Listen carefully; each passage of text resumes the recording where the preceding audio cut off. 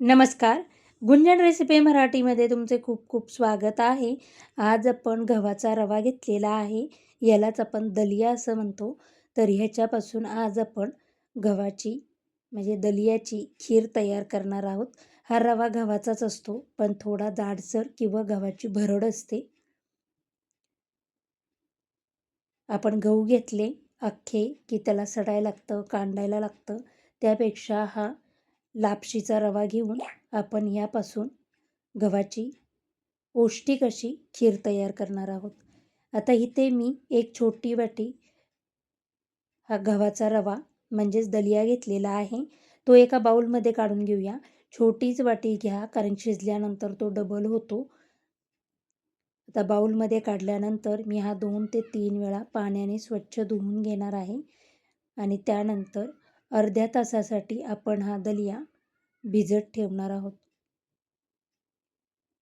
अर्ध्या तासानंतर तुम्ही बघू शकता, आत्ता हा कलर कसा ब्राऊन दिसतोय, पण भिजल्यानंतर पांढरा होतो. आता अर्ध्या तासानंतर आपण इथे 1 वाटी दलिया घेतलेला होता. त्यासाठी मी इथं 1 वाटीच बारीक चिरलेला गूळ, काजू, बदाम बारीक कट केलेले आणि मनुका घेतलेला आहे. अर्धी वाटी आपण सुक्या खोबऱ्याचा कीस, 3 ते 4 चमचे साजूक तूप आणि अर्धा चमचा सुंठ पावडर घेतलेली आहे. अर्ध्या तासानंतर तुम्ही बघू शकता मस्त असा हा दलिया भिजलेला आहे. पांढरा असा कलर आलेला आहे क्रीमी कलरमध्ये. आता आपण यातलं पाणी काढून टाकूया आणि गॅसवर एक कुकर गरम करायला ठेवून त्याच्यामध्ये आपण 3 ते 4 चमचे साजूक तूप टाकून घेणार आहोत. साजूक तूप आपलं गरम झालं की आपण जो भिजवलेला दलिया किंवा गव्हाचा रवा आपण कुकरमध्ये काढून घेणार आहोत आणि तुपावर आपण एक 5 मिनटं हा गव्हाचा रवा परतून घेणार आहोत.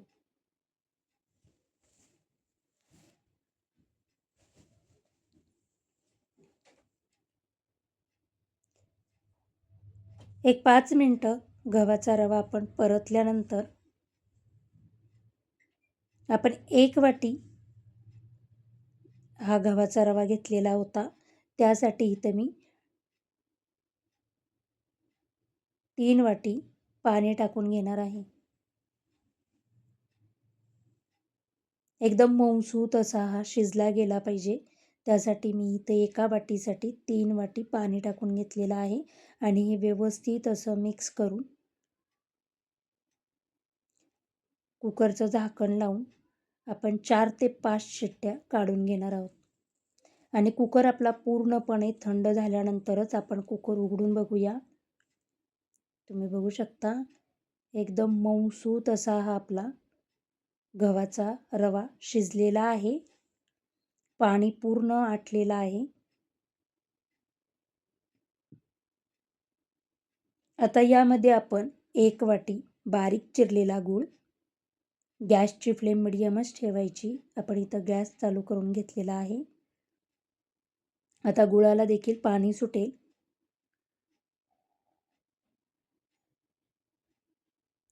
पण मी इथे 1 ते 1.5 वाटी पाणी एका पॅनमध्ये गरम करून घेत आहे. आपण यामध्ये सुंठ पावडर टाकून घेऊया आणि जे 1.5 वाटी पाणी गरम करून घेतलेलं आहे ते मी या रव्यामध्ये किंवा खिरीमध्ये टाकून घेणार आहे. नुसत्या गुळाच्या पाण्याने आपली मस्त अशी खीर तयार होणार नाही. त्यामुळे वरून मी 1.5 वाटी पाणी टाकून घेतलेलं आहे आणि हे सर्व व्यवस्थित असं मिक्स करून घेतलेलं आहे.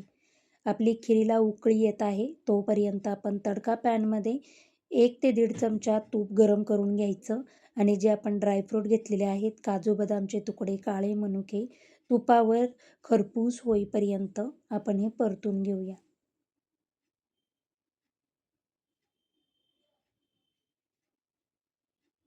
तुम्हाला जर माझे व्हिडिओ आवडत असतील तर प्लीज लाईक, शेअर, सबस्क्राईब करा.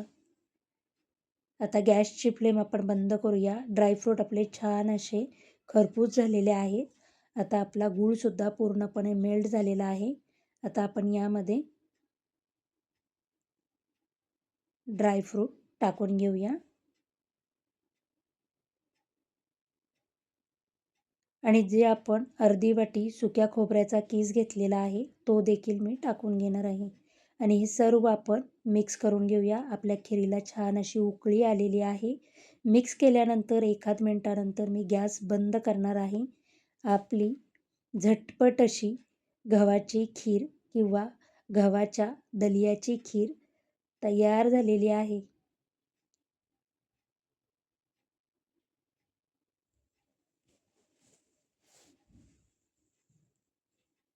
आता ही आपण खाताना ह्याच्यामध्ये वाटीमध्ये ही खीर घेऊन वरनं दूध टाकलं तरीही चालेल.